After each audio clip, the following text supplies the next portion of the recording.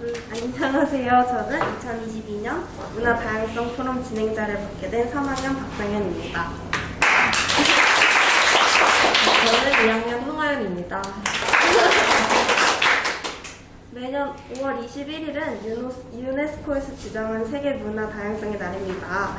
그래서 우리나라에서는 5월 21일부터 27일까지를 문화 다양성 주간으로 지정을 해서 여러 가지 행사를 진행하고 있습니다. 네, 그래서 저희 보성여고에서도 이런 문화 다양성 주간에 이렇게 귀한 게스트분들을 모시고 문화 다양성 포럼을 진행하고자 합니다. 저희 이렇게 보성여고를 직접 찾아와 주시는 외국인 선생님분들께 진심으로 감사하다는 말씀을 드립니다. 이분들이 오신다고 소문이 나자 보성여고 학생들이 많은 질문을 준비를 했는데요. 그중 각 나라에 해당하는 질문들을 드리면서 인사를 부탁드리고자 합니다. 네, 먼저 대만에서 오신 양정은 선생님이십니다. 네, 여러분 안녕하십니까. 저는 대만에서 온 양정은입니다. 지금 하양대학교 국제학대학원 재학 중이고요. 반갑습니다. 네, 반갑습니다. 네, 대만에서는 이제 저희가 밀크티가 굉장히 유명하잖아요. 저희 한국에서도 밀크티를 굉장히 자주 마시는데 한국과 대만의 밀크티가 어떤 차이점이 있을까요? 제가 작년에 한국에 와서 밀크티 되게 그리워요. 그래서 한국에서도 밀크티, 포플티 이런 거 많이 찾아봤는데 근데 한국이랑 대만이랑 그 맛이 약간 다르더라고요. 가장 큰 차이점이 뭐냐면은 대만에서 그 밀크티는紅茶랑 우유랑 같이 섞어 만드는 거예요. 근데 한국에서 대부분은 밀크티 가루로 만들었어요. 그래서 아마 이거는 가장 큰 차이점이 이렇게 나왔어요. 네. 답변 감사드립니다. 다음으로는 몽골에서 오신 다이 선생님입니다. 안녕하세요. 저는 몽골에서 온 바인사라고 하고요. 지금 한국어 온 지 7년 반 정도 됐고, 그래서 요즘에 숙면 여자대학교 국어국문학과를 졸업했고, 지금 한국에서 이제 가족이랑 같이 생활하고 있습니다. 감사합니다. 저희가 흔히 알고 있는 얘기가 몽골인들은 정말 시력이 좋다 이런 얘기들이 있는데 실제로는 어떠한지 답변을 듣고 싶습니다. 몽골 사람들이 시력이 좋은 이유는 몽골 사람들은 옛날부터 유목 생활을 해왔잖아요. 그래서 지금도 유목 생활 유지하고 있는 민족 중 하나이고, 그래서 넓은 초원에서 가축을 키웁니다. 유목 사람들은. 그래서 자기 키우는 그 가축을 보기 위해, 그리고 늑대와 같은 위험한 동물에서 지키기 위해 계속 멀리 바라보아야 해요. 그래서 원래 멀리 바라보는 것이 시력에 좋다고 해서 이렇게 멀리 보는 인상이 된 거잖아요. 몽골 사람들한테. 그래서 시력이 그렇게 좋을 수밖에 없다고 합니다. 하지만 요즘은 도시에 사는 사람들 좀 시력이 안 좋은 사람들이 좀 있어요. 왜냐하면 높은 건물들이 건설되어 있고, 그래서 멀리 보는 그 기회를 점점 줄여가고 있으니까 지금 도시에서 사는 사람들이 시력이 안 좋은 사람들도 있습니다. 네, 감사합니다. 다음으로는 터키에서 오신 오즈렘 선생님이십니다. 네, 안녕하세요. 저는 터키에서 온 오즈렘이라고 합니다. 한국어 온 지 10년 넘었고요. 현재 직장 다니고 있습니다. 저희 학교 주변에 있는 이태원 같은 곳에서도 터키 아이스크림이 굉장히 유명한데요. 이제 터키 아이스크림을 팔면서 장난을 치는 문화가 이제 어떻게 만들어졌나요? 네, 일단 특별한 스토리가 없고요. 저희 나라에서는 이제 아이스크림을 팔 때 어린들한테만 그 나이가 어린이들한테만 장난을 쳤었는데요. 이제 터키에는 외국인이 엄청 많아요. 관객도 많고요. 이거를 보면 이제 외국인들이 재밌겠다 하면서 이제 이거가 해외에서도 많이 유명해진 것 같아요. 근데 터키 사람들 보기에도 재밌긴 한데 어른들한테는 거의 안 했었어요. 약간 특별한 스토리가 없고요.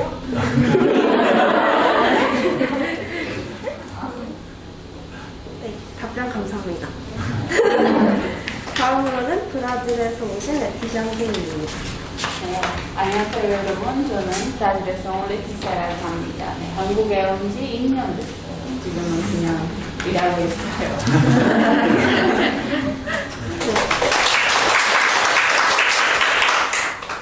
브라질 하면 열정과 축구가 떠오르는데요.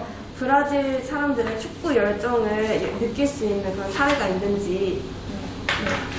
아마 월드컵 때 이렇게 이런 사랑을 느낄 수 있는 시설인데 보통 야구의 경기 날에 다 하고 있는 게 멈추고 그냥 다 같이 이렇게 경기 보고 그리고 올해 월드컵 써가지고 여러분도 이런 분위기 느끼고 싶으면 이태원에 가면 그 브라질 식당에서 이런 축구 게임 보면 막 이런 사랑이나 이런 에너지가 받을 수 있어요. 네, 감사합니다. 네, 다음으로 말레이시아에서 오신 카일러 선생님이십니다. 안녕하세요. 말레이시아에서 온 카일러라고 합니다. 한국에 온 지 7년 됐습니다. 지금 성균관대학교 화학과학과 대학원 재학 중입니다. 네, 그 영상에서 말레이시아의 국화의 꽃잎 중 하나가 예의와 도덕을 상징한다고 하셨는데요. 이제 한국의 세뱃처럼 예의와 도덕에 관련된 말레이시아만의 문화가 있을까요? 제가 알기로는 한국 세배는 명절에 하는 예절이잖아요. 근데 말레이시아는 소개했듯이 다민족 국가이라서 민족마다 그 명절의 예절이 다릅니다. 그래서 설명하기가 어려운데, 근데 공통적으로 이슬람의 문화는 많이 받으니까 인사를 할 때 오른손은 왼손 가슴 위에 이렇게 올리고 인사하는 방법이 있고, 그리고 물건을 가리킬 때 이렇게 손바닥으로 가리거나 엄지손가락을 가리키는 예절이 있습니다. 네. 답변 감사합니다. 마지막으로는 독일에서 오신 줄리 선생님입니다. 네, 여러분 안녕하세요. 아까 말씀하신 대로 제 이름은 줄리이고요. 제가 현재 건국대학교에서 다니고 있는데요. 교환학생으로. 그리고 제 전공은 국제경영이고 한국 중점 국제경영이라고 하는데, 그래서 한국어랑 한국 역사 이런 것까지 다 배우고 있습니다.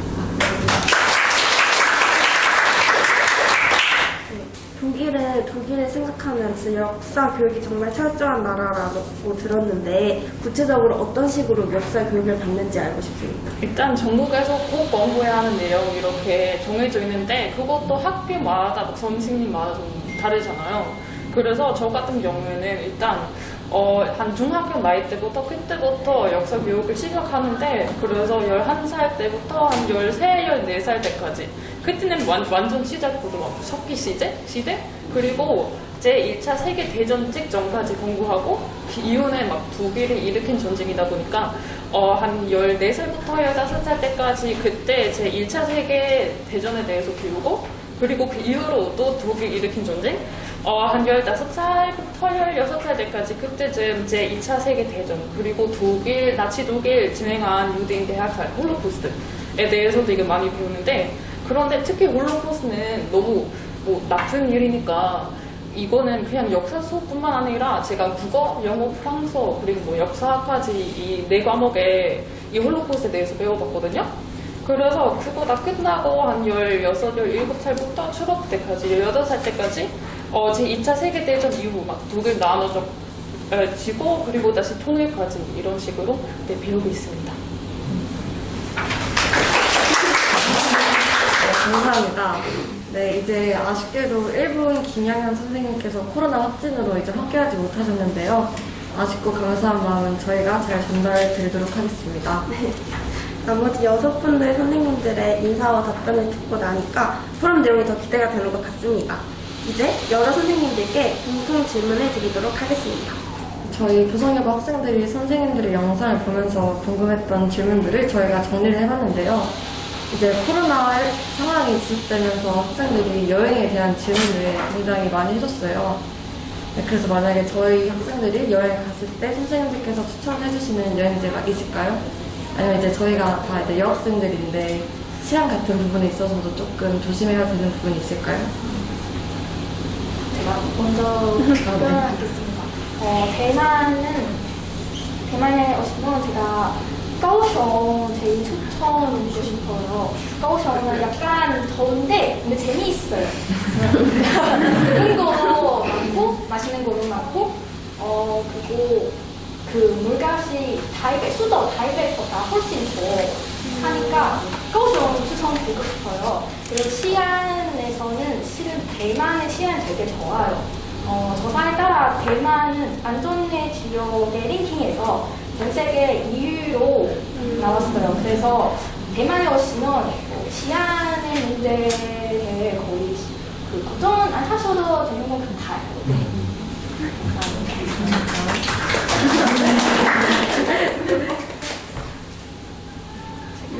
네. 제가 이제 터키에서 아야소피아와 폴리모스크를 추천을 해드려요. 왜냐면 거기는 딱 이스탄불 시내에 있고 이제 외국인들도 많아서 여성 학생들도 다니기에는 되게 안전하고 편해요. 네. 자연스럽게. 네. 그 영상에서 보여줬듯이 페낭 추천드립니다.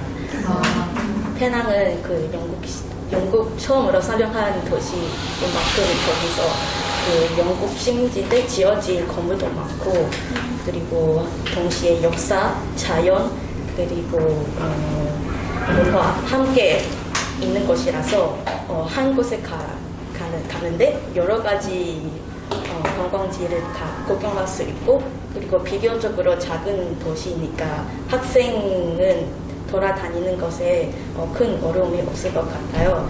네, 보편적으로 말레이시아의 우버 택시 앱을 사용하면 편하게 돌아다닐 수 있고, 네. 치안적인 방면은 낮에 돌아다니는 게 괜찮은데 밤에 좀 접시해야 되는 것 같아요.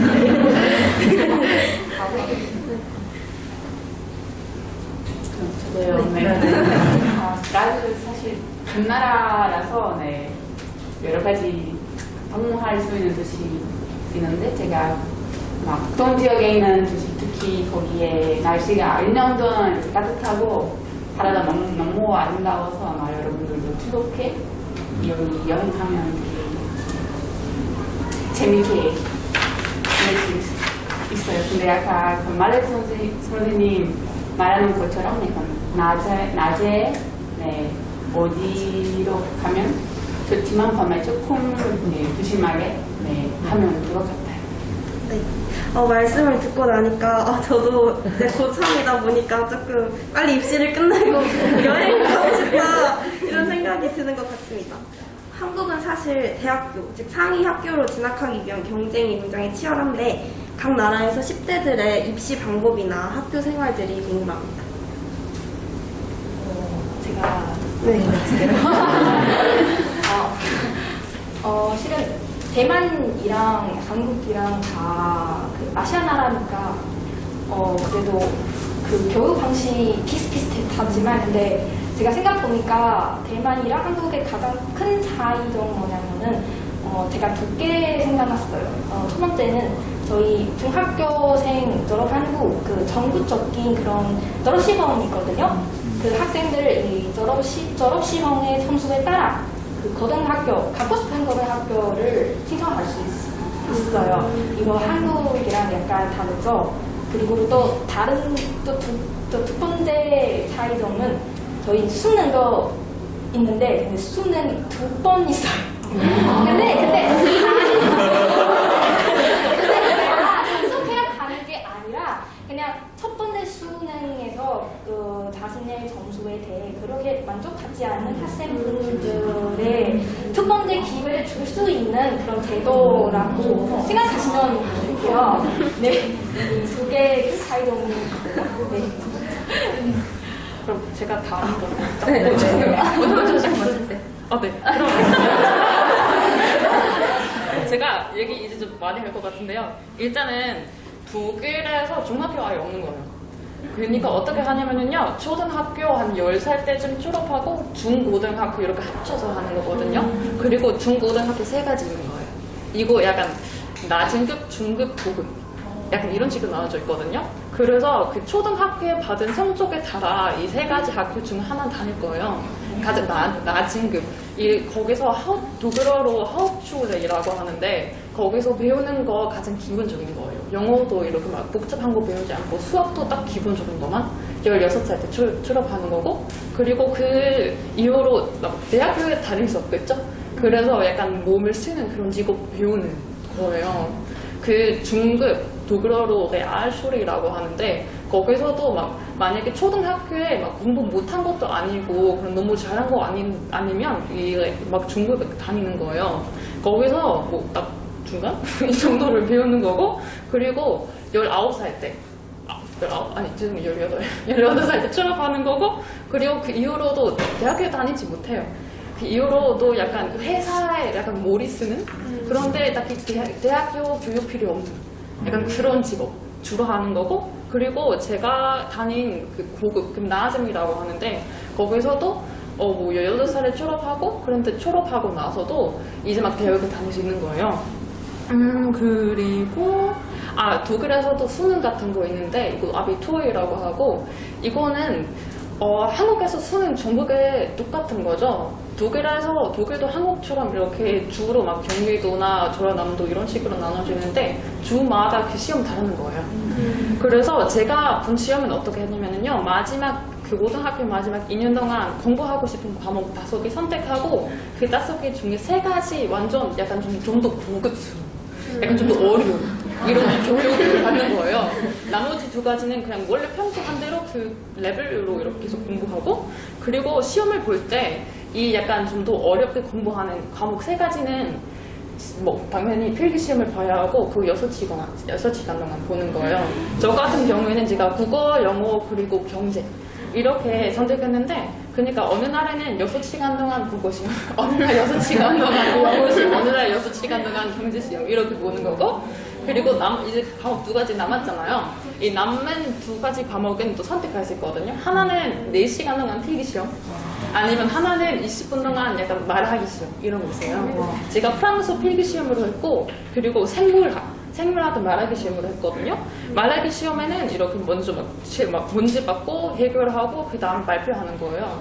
선생님 질문하고 그것을 답해야 뭐 딱 잘하면 성적도 좋게 나오는 거예요. 아직까지 아니에요. 설명할 게 너무 남아있어. 그리고 이제 졸업하잖아요. 막 수능 보고 졸업하고 성적 나오잖아요. 그 성적에 따라 공부할 수 있는 과목도 달라지거든요. 그런데 한국처럼 입시 같은 거 없는 거예요. 원래 막 저 같은 경우에는 제가 공부하는 과목은 사실 좀 새롭게 생긴 전공이다 보니까 아직 공부할 수 있는 사람 한 15명밖에 없고 그런데 한국 요즘 독일에도 인기가 많거든요. 그래서 공부하고 싶은 사람이 굉장히 많은 거예요. 그것 때문에 입시 시험 있는데 원래는 없는 거고 대신에 NC라는 거 있는 거예요. NC 뭐냐?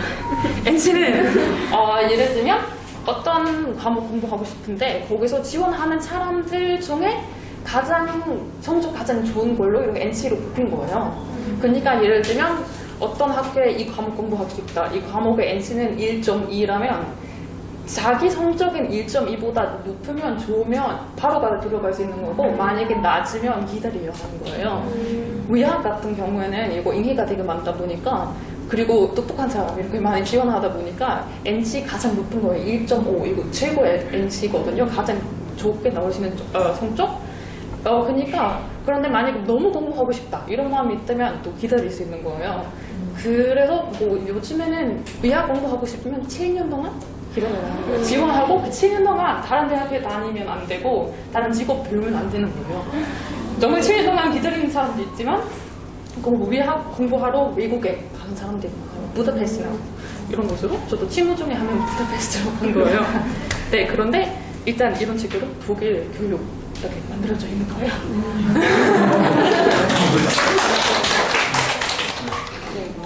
몽골의 학교 생활을 이야기하기 전에 좀 몽골 학교 시스템에 대해 소개해주는 거 좋을 것 같아서요. 왜냐하면 한국 학교 시스템이랑 몽골이 좀 다르거든요.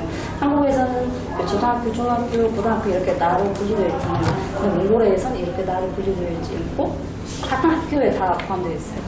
그래서 우리가 초등학교에 들어가면 12년 동안 고등학교 졸업할 때까지 그 학교에서 그 같은 방에서 12년 동안 지내고요. 그래서 12년 동안 같이 같은 방에서 지내면 가족보다 더 많은 시간을 가지고 있는 거예요. 그래서 가족만큼 더 진하게 지낼 수 있게 되잖아요. 그런 거예요. 그리고 또 한국에서는 매년 반폐정이 있잖아요. 그래서 몽골에는 그런 거 없고 아까 얘기했던 것처럼 같은 방에서 12년 동안 한 번 개정하면 그 방에서 계속 12년 동안 공부를 한다는 거고. 그래서 한국에서도 그 반 개정할 때마다 담임 선생님도 받고 그런 거 있잖아요. 그리고 몽골에서는 그 초등학교와 5년은 그 담당하는 담임 선생님이 1명, 그리고 중학교 4년은 담당하는 그 선생님 1명, 그리고 고등학교 3년이거든요. 그 선생님 1명, 이렇게 총 3명의 선생님이, 담임 선생님이 있어요. 그래서 이렇게 너무 오랫동안 12년 동안 같이 지내다 보니까 이게 그 졸업을 할 때는 이렇게 좀 쉽게 보내지는 않고 친구들 좀 특별한 추억을 남기고자 졸업식을 좀 특별하게 하거든요. 또 졸업식 날에는 우리가 보통 초등학교 선생님한테 가서 수업을 들어요. 근데 이게 한국에서는 이게 뭐 여러분 만약에 고등학교 졸업할 때 초등학교 선생님한테 수업 듣는 게 좀 불가능한 일이잖아요. 왜냐하면 초등학교 가야 되잖아요.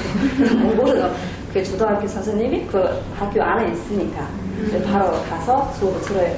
이렇게 수업 듣는 이유가 뭐냐면 그 만약에 제가 그 수업을 들을 때 그 12년 동안 학교에서 공부한 그 추억들 떠오르면서 이렇게 하나 예를 들면 이렇게 듣거든요. 그거 너무 좋은 그 추억으로 남아있고, 그래서 그 다음에 나가서 식사를 하거나 뭐 특정한 곳에 가서 사진 찍거나 아니면 여행을 가요. 그래서 좀 특별하게 이렇게 학교를 졸업할 때 방치하는 거고, 그래서 그 입시랑 과정에서 그 수능을 또 봐요. 학생들은 가는데, 이제 이 제도가 2013년부터 이렇게 바뀌었거든요. 그 이전에는 그냥 졸업 시험만 보고 끝나요. 그래서 대학교 진학할 때 그 대학교에서 정해진 그런 시험 있어요. 그거 다시 보고 이렇게 했었거든요. 지금 그 제도가 바꿔가지고 이렇게 수능을 보고 그 점수를 가지고 대학 바로 입학하게 돼요. 근데 이게 국립대학교랑 사립대학교 그 입학하는 성적이 좀 다른데 그렇게 높지는 않아요. 그래서 몽골 대학 입학을 그렇게 지원하지가 또 않아요. 그래서 학생들은 그냥 그 예술이나 뭐 미술 뭐 이렇게 뭐 특정한 그런 전공들도 있잖아요. 그렇게 그런 전공으로 입학하게 되면 그에 대한 시험도 다 이렇게 해요. 그래서 만약에 수능에 넣으신다 하면 다시 벗어오는 기회를 줘요. 한 번에. 학교 생활을 했습니다.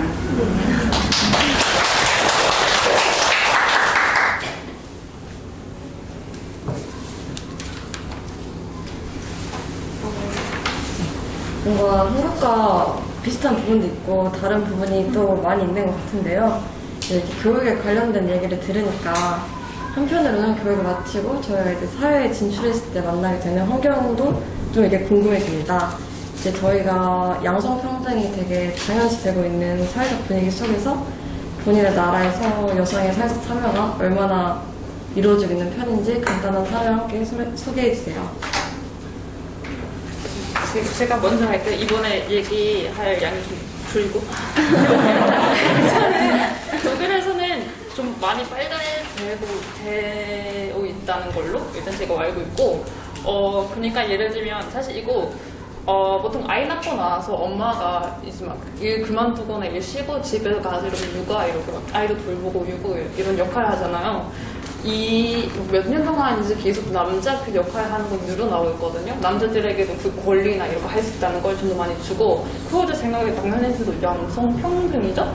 근데 뭐 남자 빼고 여자들도 뭐 지금 남자랑 여자가 버는 돈 차이도 어느 정도 나잖아요. 독일에서도 차이가 아직 나는데 그거 없애려고 노력 중이고, 그리고 특히 정치적으로 보면 요즘 여자들이 좀 더 많이 이렇게 입장하고 있는 거예요. 등장도 많이 하고, 그래서 정치에서도 이런 여자들 하는 역할 좀 더 중요하다 이런 식으로 그런 것도 있고요.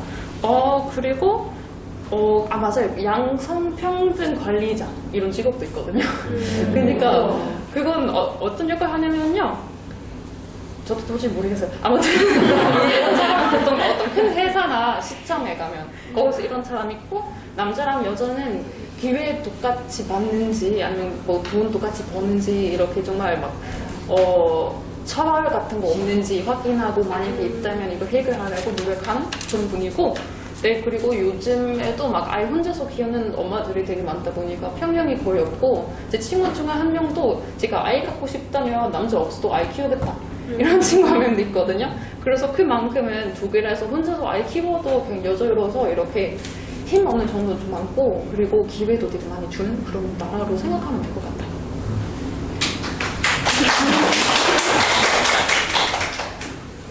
다음에 제가 대만에서 정치적으로 보면 실은 남성이랑 여성분이랑 그 사회 지위가 큰 차이가 없더라고요. 대만 지금의 대통령도 여성분이고 실은 그 전에 2000년대 대만의 프 대통령이 여성이 있었어요. 그래서 이거를 보시면 대만에서 이런 양성평등이 되게 그 문제가 거의 없다고 생각하고 있어요. 그리고 학교에서도 이런 양성평등의 교육도 많이 하기도 하고 회사에서도 되게 여성분에 대해 존경하는 많이 하는 편이에요. 이렇게.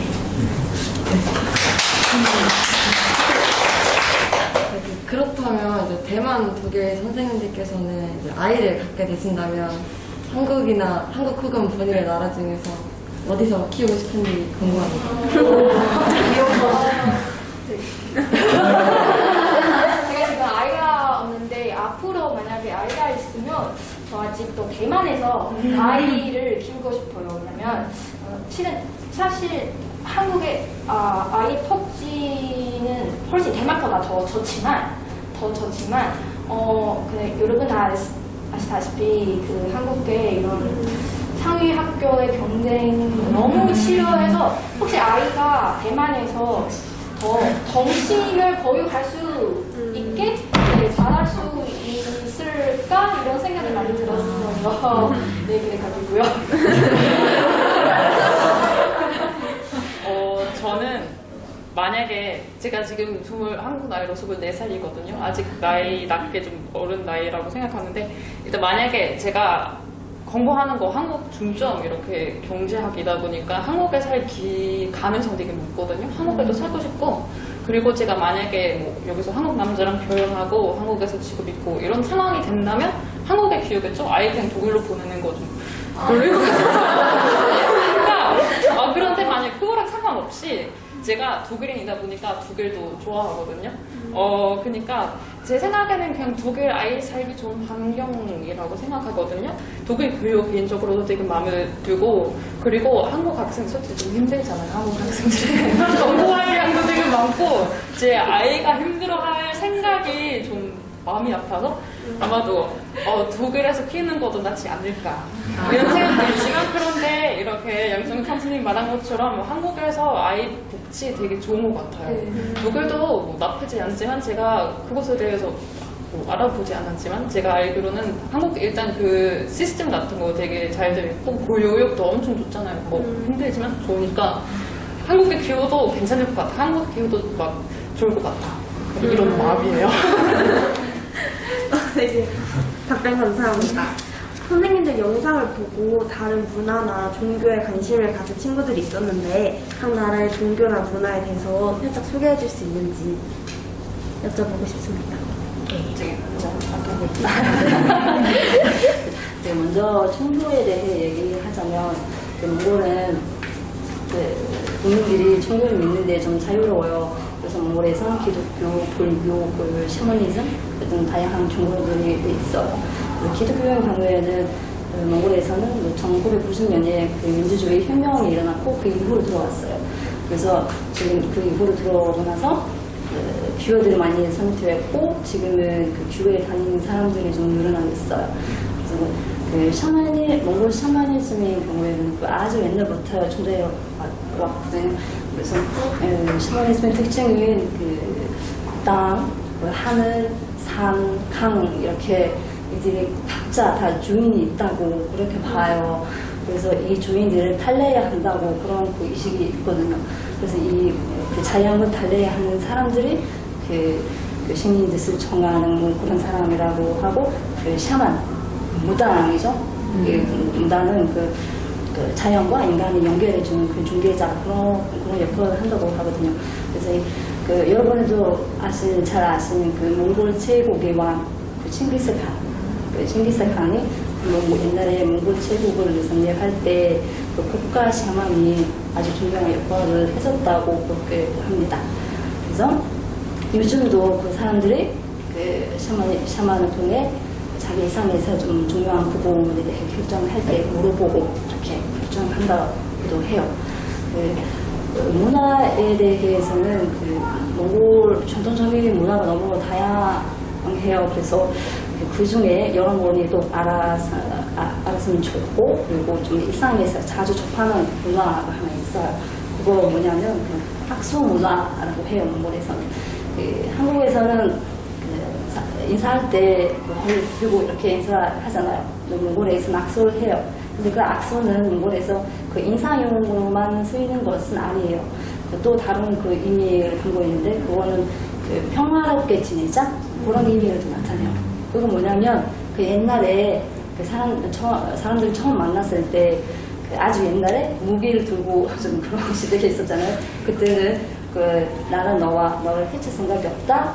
나는 무기가 없다? 뭐 이런 식으로 해서 그 빈손을 보여주면서 악수를 했었거든요.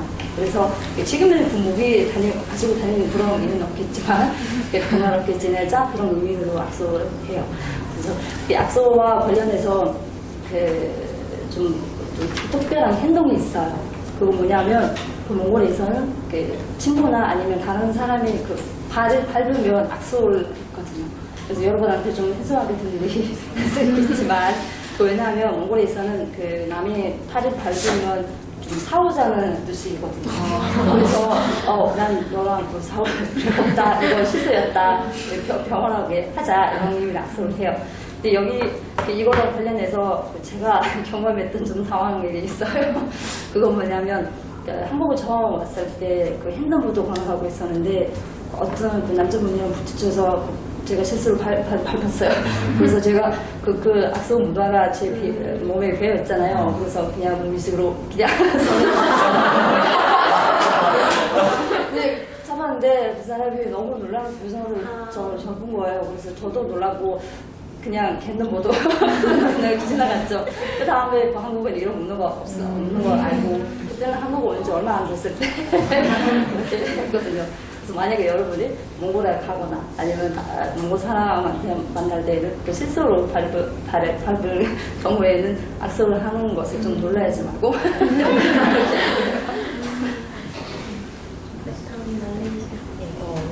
말레이시아에서는 제가 소개했듯이 다 민주랑 다문화 국가이라서 근데 법적으로 국교는 이슬람교이에요.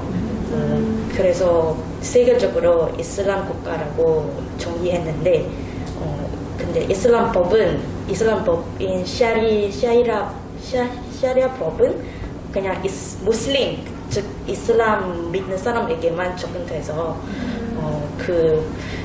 그래서 그 이슬람 국가라고 정의하는 게도 애매한 상황입니다. 네.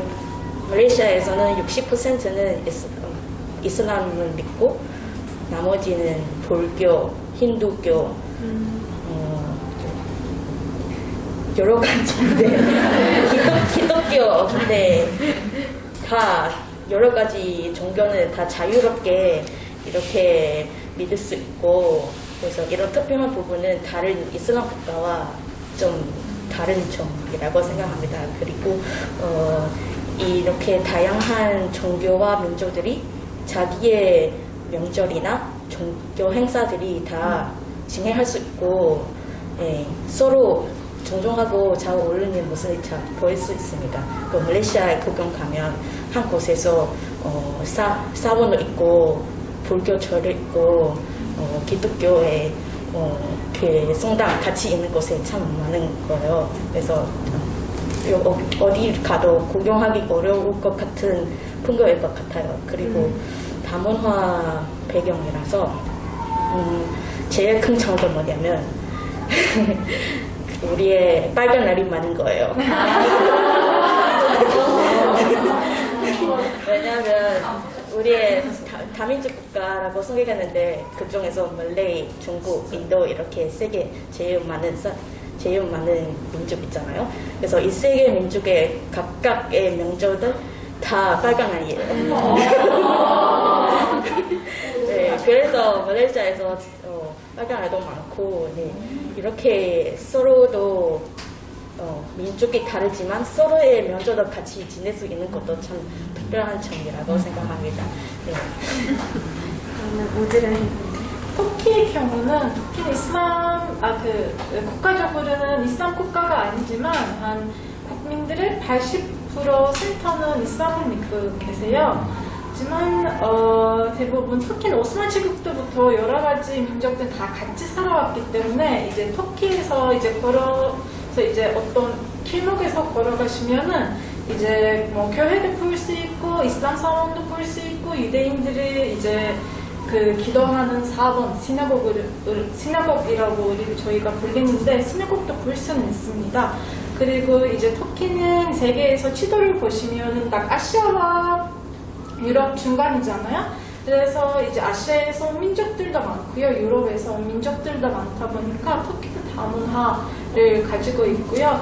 그리고 터키 이제 동쪽 가시면 약간 아랍쪽 느낌이 나고요. 서쪽 가시면 유럽적인 느낌 많이 나고요. 이스탄불 가다 보면 정말 다문화 느낌? 그렇게 있고요. 약간 터키는 엄청 다양함을 아마 세계에서 첫 번째 아닌가라는 생각을 감사합니다.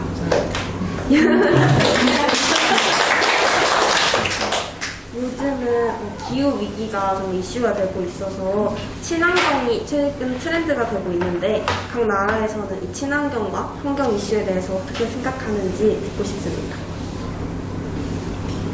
제가 먼저 할게요. 하고 싶은 사람이 없는 것 같아서.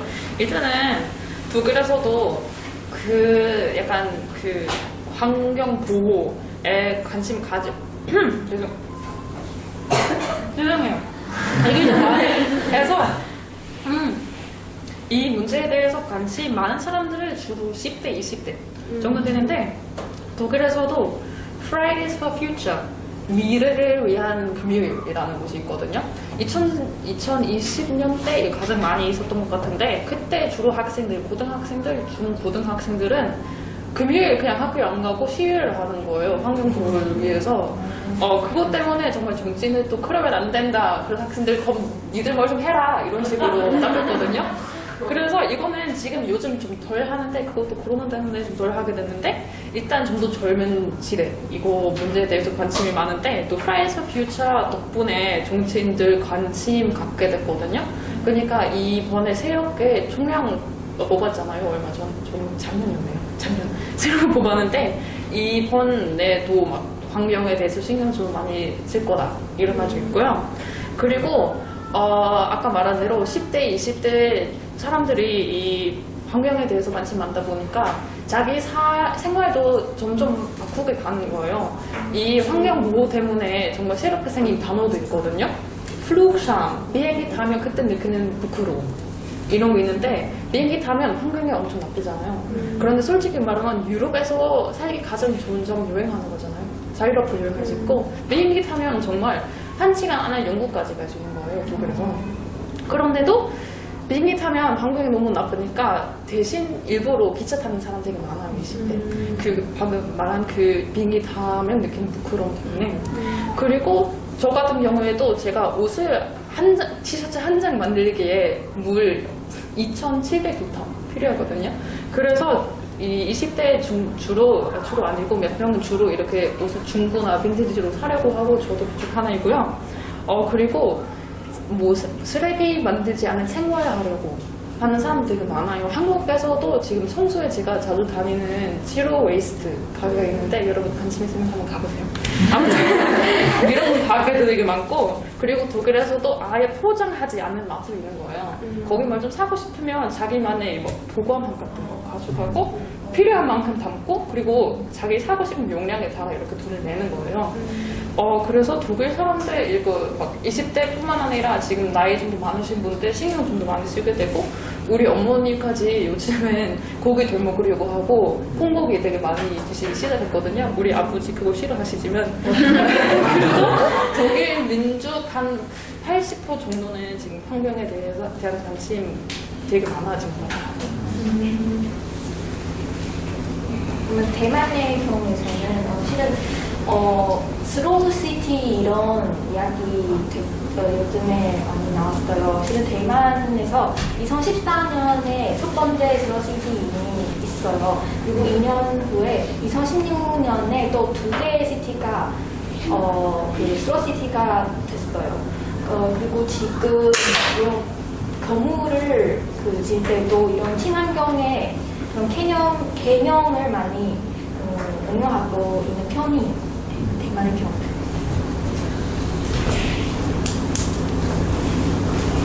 네. 그러면 이제 저희 참석하신 학생분들이랑 선생님분들 중에서 저희 지금 이 외국인 선생님분들께 하고 싶은 질문이나 궁금한 점이 있을까요?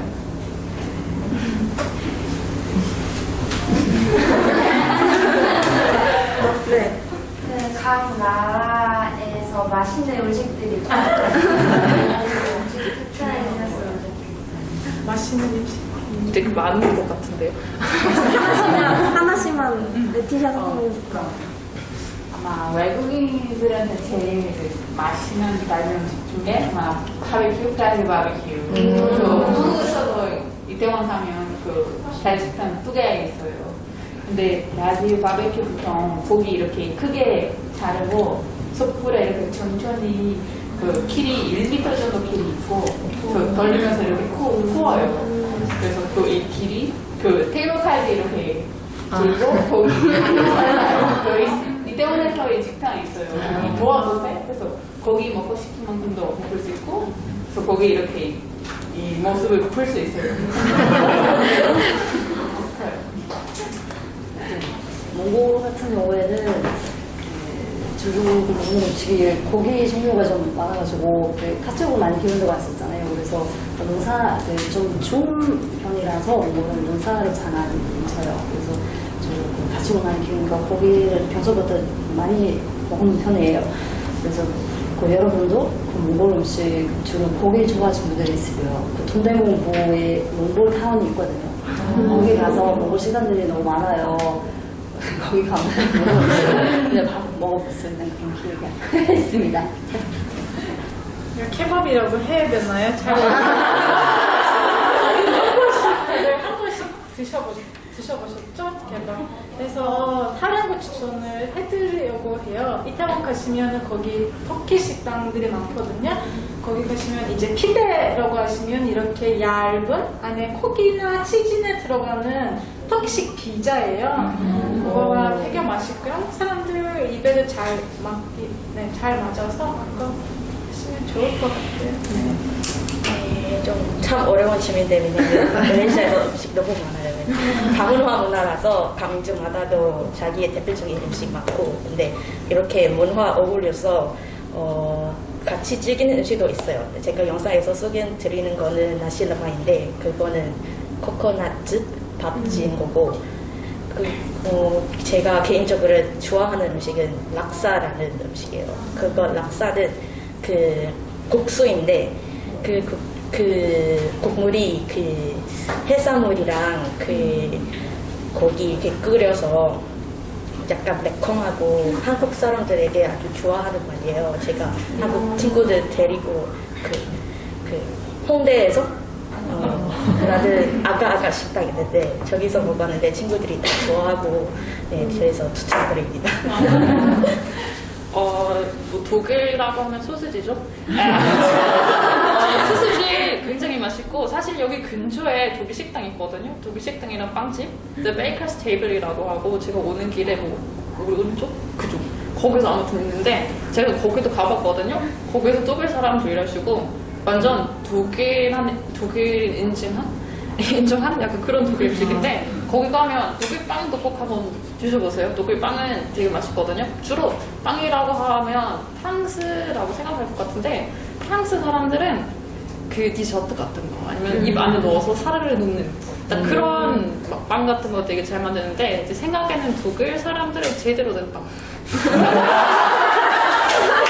잘 만드는 것 같거든요. 그래서 거기 위에다가 버터만 바르고 먹어도 되게 맛있고 아무튼 거기 가면 빵 사고 그 다음에 거기 커리부스트라는 거나 슈니츠 그 독일식 돈까스 드셔보는 것도 되게 좋을 것 같아요. 그러니까 커리버스트 같은 경우에는 독일의 길거리 음식이거든요. 거기서 좀 비싸게 팔긴 하지만. 그러니까 뭐냐면 소스 치고 그 위에다가 케첩 그리고 그 위에다가 우리 다 아는 그 노란색 카레 가루 있잖아요.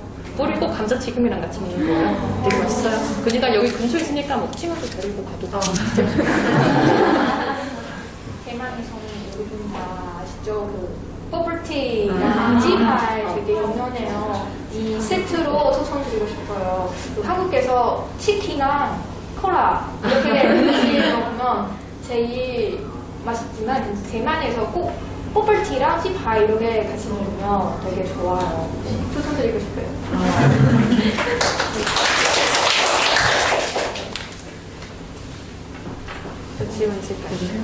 저 혹시 더 하고 싶은? 요즘에 중국이 여러 다른 나라 민족이 많았잖아요, 옛날에. 그래서 막 다 융합, 다 이렇게 하나 된 중국을 만들려고 하는데, 그 몽골도 그 역사가 좀 겹치잖아요. 중국이랑. 그래서 혹시 몽골에서는 어떻게 대응 같은 거 하는지. 주사람들 좀 구해. 중국이 이렇게 여러 나라의 자기 역사의 편의를 많이 지키잖아요. 심장은. 저희 나라도 그렇고 몽골도 좀 비슷한 것 같은데 혹시 어떻게 대응을 하는지. 예를 들면 중국에 대한 식민지 경험이 있냐고 그런. 그 중국의 역사를 중국이 다른 나라의 역사까지 자기의 역사라고 우기는 그게 지금 난리가 있는데 우리나라의 역사는 자기 나라의 역사라고 우기고 근데 물어보신 게 몽골도 같이 몽골의 역사도 중국이 우기고 그 영향을 받는 부분이 있는지. 그렇죠. 이 문제에도 요즘에 너무 심각하게 좀 고려하고 있어요. 그래서 예를 들면 그 몽골 전통 그 놀이가 있거든요. 또 그거는 어떻게 봐도 그 몽골 사람들이 옛날부터 그 노아봉 그건데 그거를 그 유네스코에다가 중국이 자기 거라고 기록된 그런 것이 있거든요. 그래서 그거 근데 왜 그런 그 행동을 하는지 잘 모르겠지만 그거뿐만 아니라 그리고 또 다른 그 어떤 그 우리가 그 악기가 또 있거든요. 그 악기를 또 자기 거라고 기록된 거. 근데 이렇게 점점 지금 우리한테는 알려준 것들이 이것뿐이지만 그 뒤에는 또 뭐가 또 있을지도 모르잖아요. 그래서 중국 쪽에서는 왜 이런 그 결정을 하게 됐는지 그건 잘 모르겠고 아무튼 이 문제에 대해 몽골 안에서도 잘 해결하려고 지금 또 하고 있는 중인 그런 상황이죠.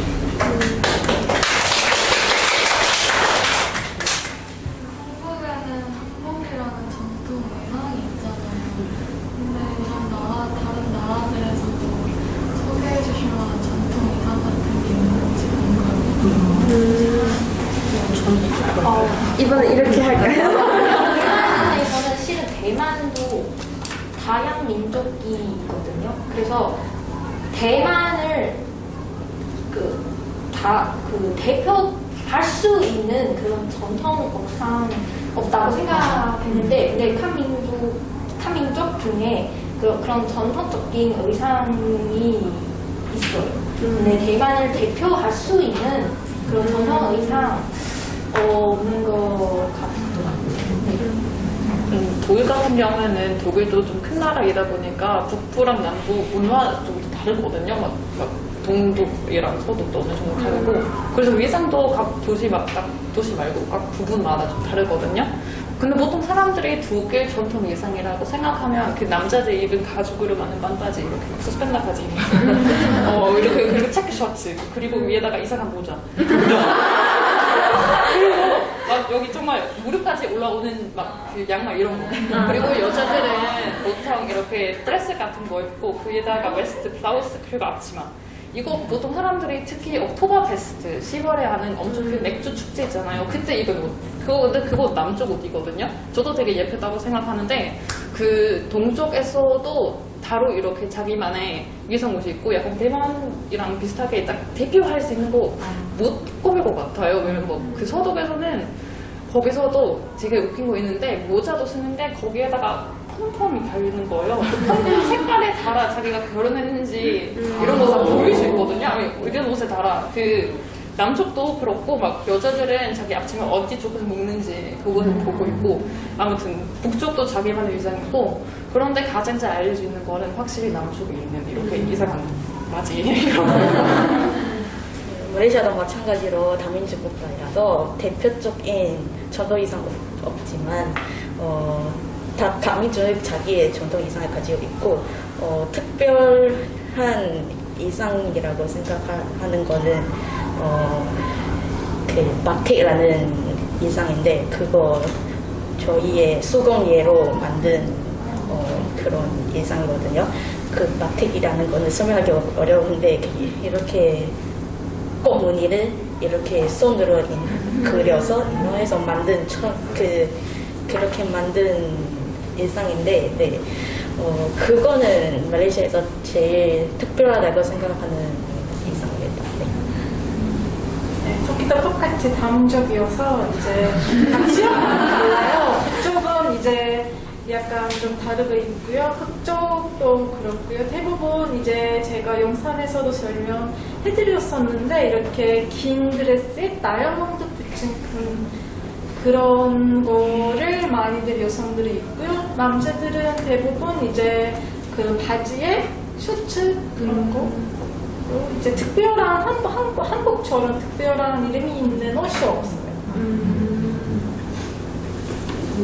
그 몽골은 좀 다른 것 같은데 그 몽골의 전통 옷이 벨이라는 그 옷이 있거든요. 그래서 그 한복은 상하이가 뭐 따로 있잖아요. 그래서 몽골은 국가함처럼 입는 그런 전통 옷이 있거든요. 그래서 그 벨트로 매서 그 상하이에 조절하고 그래서 여기가 뭐가 나오니 그 주머니가 또 생기고 이런 옷이 있는데 이거는 그 몽골에서 다양한 그 부주들이 있어요. 그래서 그 부주마다 그 부주마다 특징을 보여주는 그런 그때 모양이 다 다른데 근데 이게 벨이 좀 너무 화려하다 보니까 평소에는 좀 잘 입어요. 근데 요즘은 그 일상 한복이라는 것도 잘 나오잖아요. 그래서 몽골에도 그 요즘 젊은 사람들이 되게 많이 입는 그런 편이에요. 근데 우리 그 할머니 할아버지들은 보통 나이 드신 분들이 보통 되게 많이 입어요.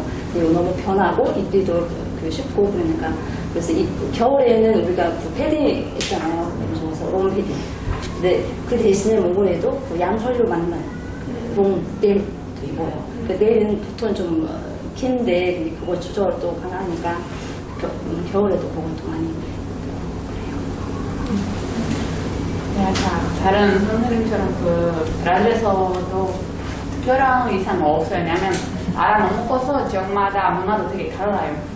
근데 막 한겨레에 하면 그 원주민들의 그 있는 곳이 있어요. 뭐 앵무새, 깃털 만드는 의상 같은 거 있어요. 그곳 지역에 가면 이렇게 이런 의상 볼 수 있어요. 특별한 없어요. 저희 이제 그 포럼 국가 중에서 식민지를 경험했던 나라가 꽤 많은데요. 네, 그런 그 식민지배를 했던 상대방 국가에 대한 그런 사람들의 생각이나 인식은 어떠한가요? 제가 말씀드리는데 영상에서 소개했듯이 말레이시아는 되게 많은 나라에서 식민 지배 당했잖아요. 제일 오래 식민 지배 당한 나라는 영국입니다. 근데 영국은 저희에게 좋은 영향을 주는 나라라고 생각해요. 왜냐하면 우리의 나라는 그때 천연 자연도 많고 지리 위치가 좋아서 무역 중심이거든요. 그래서 영국 와서 이렇게 자연은 이렇게 천연 자원 이렇게 무역을 비즈니스 이렇게 해서 말레이시아는 되게 발전됐거든요. 그때는. 그래서 우리의 독립도 전쟁 이런 거 말고 외교적 협상으로 영국으로부터 독립되는 거라서 말레이시아 사람들이 영국에 대해 좋은 이미지 가지고 외교적으로도 되게 좋은 관계 유지하고 있는데 말레이시아 사람들은 영국 여러 유학 가는 것도 흔히 보일 수 있는 정도입니다. 네.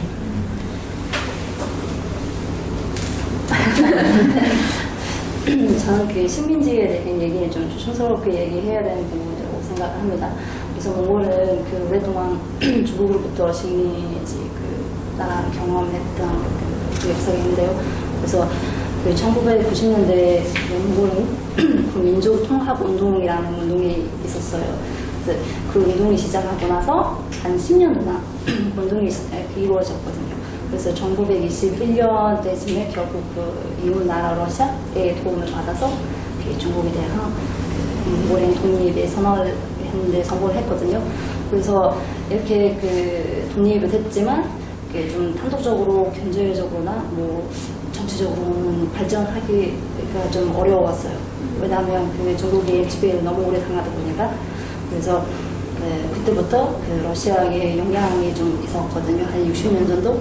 근데 결국 그 1990년대 그 민주주의 현만에도 일어났고 더 이상 그 중국의 그 영향을 받지 않게 되는 거죠. 그래서 지금은 우리 지금 살고 있는 그 현재 1990년 이후로 형성하게 된 거예요.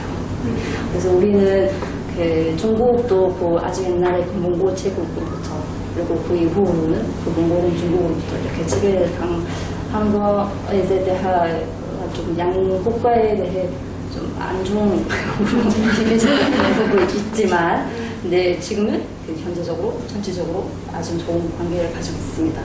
중국 사람들에 대한 몽골 사람들이 지금 좀 그렇게 좋은 편은 아니지만 그 국가에 좀 피해를 줄 만큼 그런 심각한 문제도 아니에요. 한 가지 추가하자면 말레이시아 당시는 영국 식민지 때 영국 사람들이 경제 활동이 발전시키려고 노동자 많이 필요하잖아요. 근데 일하는 사람이 부족해요. 그래서 그 당시에 중국과 인도에서 이렇게 노동자들이 말레이시아로 데려가서 지금의 다민족 국가 형성된 계기입니다. 그리고 저도 한번 좀 추가해 볼 건데요. 일단 독일 식민지 당해본 적 없잖아요. 그래서 지금 왜 독일에 대해서 얘기하는지 궁금할 것 같은데요. 일단 독일은 당해본 적이 없는데 독일은 북아프리카에 있는 나라들 자기 식민지로 만든 적이 있거든요. 그것도 제 2차 세계대전 그때쯤이었고, 근데 아쉽게도 그것은 학교에서 잘 배우지 않거든요. 그 아주 이런 것도 있었다 이제 넘어가겠습니다. 이런 식으로 하는데, 그래서 저도 정확히 잘 모르겠어요, 솔직히 말하면. 그런데 일단 학교에서 그것에 대해서 알려주지 않는 거 너무하다고 생각하고, 그때 북아프리카 나라들도 피해 엄청 많이 입었잖아요, 솔직히 말하면 독일 때문에. 그래서 독일도 뭐 다른 편집도 했다고 이런 식으로. 그리고 제가 알기로는 그때 식민지에 당한 나라는 독일에게 사과나 그런 거 받지 않았던 걸로 알고 있거든요. 그래서 그것도 좀 했으면 좋겠다 이런 마음도 좀 가지고 있고, 그리고 아직도 특히 식민지를 하면 거기 가서 막 중요하거나 뭐 같이 있는 걸 훔치는 경우 되게 많잖아요. 그 베를린에 있는 미술관, humboldt 포럼이라는 미술관이 있는데, 거기서 아직도 그 북아프리카 독일 식민지였을 때 훔쳐온 그 작품 같은 거 전시하고 있거든요. 그것 때문에 또 자꾸 이렇게 시위 같은 거 이렇게 일어나고, 그리고 정말 북아프리카에 가면 그때 당시에 한 70년 전이었던 거야. 70년 전? 50년 전? 그때쯤이었는데, 그래서 아직도 그걸 경험한 사람도 살고 계시고, 어떤 아프리카 분들도 독일 이름 가지고 있는 사람도 되게 많고, 그리고 어떤 거리도 약간 독일식 이름 이런 것도 아직 남아있거든요. 그래서 북아프리카에서도 독일의 흉토 같은 거 남아있다고 이런 걸로 알고 있어요. 마지막 질문입니다. 마지막으로 한국 사회는 점점 다문화 사회로 바뀌고 있지만 여전히 다른 인종이나 문화에 대한 편견이 있는 것 같습니다. 한국 사람들이 다양한 인종, 문화를 받아들이고 존중하는 방법을 키우기 위해서 한국 사람들이 바꿔야 할 태도나 이런 것에 대해서 선생님들의 의견을 듣고 싶습니다. 제가 먼저 갈게요. 이거 제 개인의 생각이에요. 그냥 의견 아니고 그냥 제 개인적인 생각이에요. 한국 분들 거의 연애에 대해 되게 중시하잖아요. 근데 제가 생각해보니까 혹시 한국 분들을 연령에 대해 이렇게 집착하지 않으면 좋겠어요. 왜냐면 사실 다른 나이의 사람들과 친구가 될 수 있으면 또 이것도 다양한 문화의 하나 된다고 생각하고 있고요. 그리고 같은 나이가 아니도 친구가 될 수 있으면 또 더 좋은 걸 뵐 수 있을까 이런 생각도 많이 들었어요. 네, 제 개인의 생각이에요.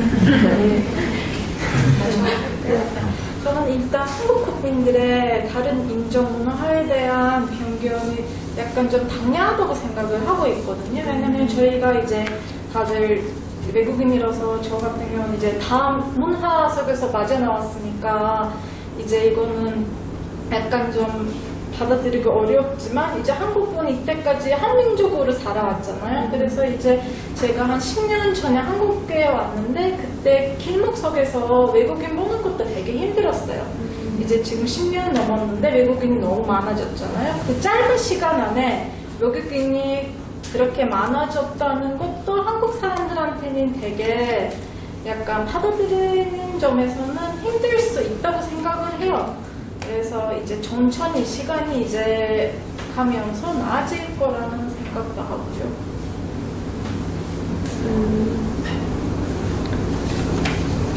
네, 이렇게 마지막 질문까지 끝이 났는데요. 네, 지금까지 되게 짧지 않은 시간이었는데 좋은 말씀 해주신 저 외국인 선생님들께 정말 감사하고요. 또 이렇게 좋은 기회의 프롬을 준비해주신 저희 보성여고 선생님들, 또 이렇게 끝까지 열심히 들어주신 학생 여러분들께 정말 감사하다고 말씀드리고 싶습니다. 그럼 이상으로 2022년 문화 다양성 프로를 마치도록 하겠습니다. 감사합니다.